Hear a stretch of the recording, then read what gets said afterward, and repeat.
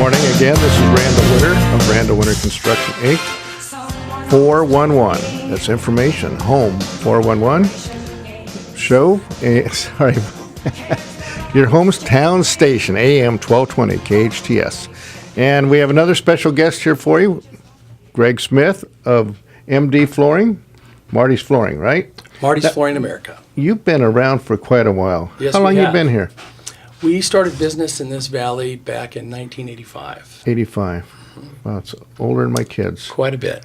Good for you. And you live here in the valley? I do, since 1968. Oh, so you've been around. I've been here, seen All it right. change. All right, Greg, well, tell us a couple things about flooring that we don't know. I know, tying it in with Donna, we had a little off the mic conversation about green flooring, and I know the products you deal with are mostly green nowadays, aren't they? Well, yeah, off mic, Donna was mentioning how the green aspect of flooring is very, very important. And as a Flooring America dealer, we actually deal in a lot of products that are actually green products that are brought in specifically for us to give the consumer a peace of mind and a comfort that the products that they're getting first are farmed, or the wood products are farmed in a responsible manner, that the flooring doesn't contain anything VOC-wise that will hurt or harm their family in the short term and in the long term, because removal of these products will become necessary in the near future.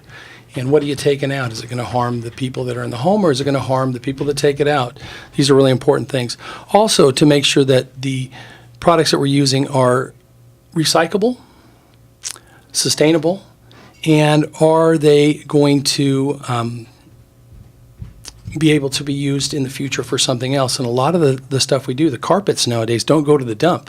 They go to a special place where they actually take the carpet, grind it up, and make carpet padding, carpet backings, and other things with them. So they're almost 100% recyclable. That's great. Yeah. So that you guys take all that back. I know we've had a few jobs together, and this last one, it's amazing when you guys put down a new floor, how it changes the outlook, or the look, I should say, of the house completely, just by going from a carpet to a hardwood.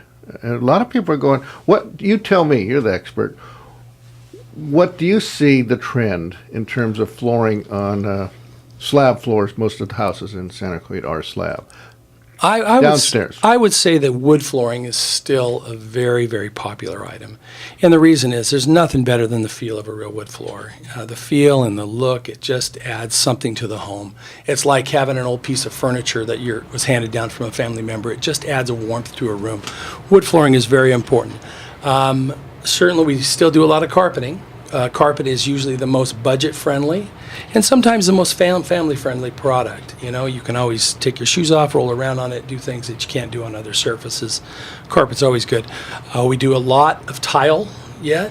10 years ago, I think tile was the big boom, and in some of the newer homes, the style was more of a Mediterranean feel, so people did tile throughout the whole downstairs. I'm not seeing that as much anymore. I think comfort-wise, it's not as warm for some people. We're going back to a lot of wood and wood products. Okay. Since you mentioned that, because I've done this a few times out here in the valley, and I know it's not very cold out here, except sometimes. We've put in a couple of those warm-up floors, and then we put tile on top of them. Have you been seeing Radiant that? heating, yeah. Have you done that very Yeah, much? we have done it. Yeah. We don't do it too much out here because of the reasoning you said. Most of the homes aren't that cold. Right. And any product that you put in the house will eventually take on the temperature of the home. And this might be somewhere where Donna could jump in because that's more her expertise. But we don't do a lot of radiant heating. If we do it, we tend to do it in a master bathroom or upstairs areas.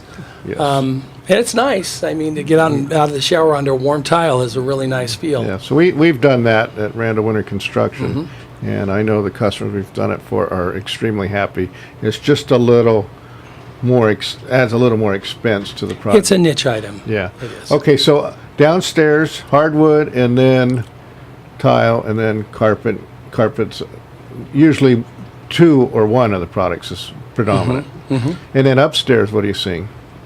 Well, mainly in the bedrooms, people stick Still with carpet. stay with People want to get out of bed with bare feet at night and walk around on carpet. I've been in a couple homes though where people have asthma or they have issues with health, their breathing, bronchitis, and they actually don't want any of the carpets in there. But you have. Well, they have actually found, and I hate to correct you on that, Randall, but they have found that hard surface flooring collects more dust than carpet does. Carpet tends to collect the dust and keep it collected until you vacuum. Hard surface flooring gets a layer of dust, and as you walk by, it sends it back up in the air. So as far as breathing goes, we're not recommending changing carpet to hard surface for those with asthma problems anymore. Unless they have someone cleaning there every day. Well, Exactly.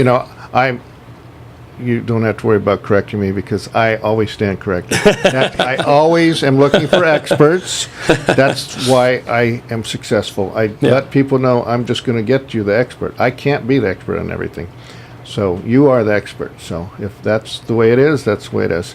All right. I just know a couple people that said, no, I don't want the carpet. And now, what about dogs and hardwood floors? Well, it depends on the dog. The big dog? The big dog is going to be a problem, and he's going to be a problem because you can't make him do what you want him to do at all times, nor can he get to his toenails or his paw nails all the time. What's going to determine the kind of damage that you get is the species, the style, and the characteristics of the floor.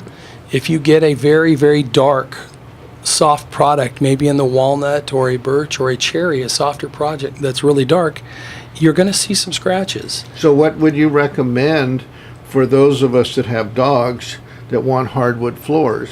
First, get a small dog. Okay. Second, take your dog to the groomer on a regular basis or get a nail trimming kit yourself and keep his nails trimmed.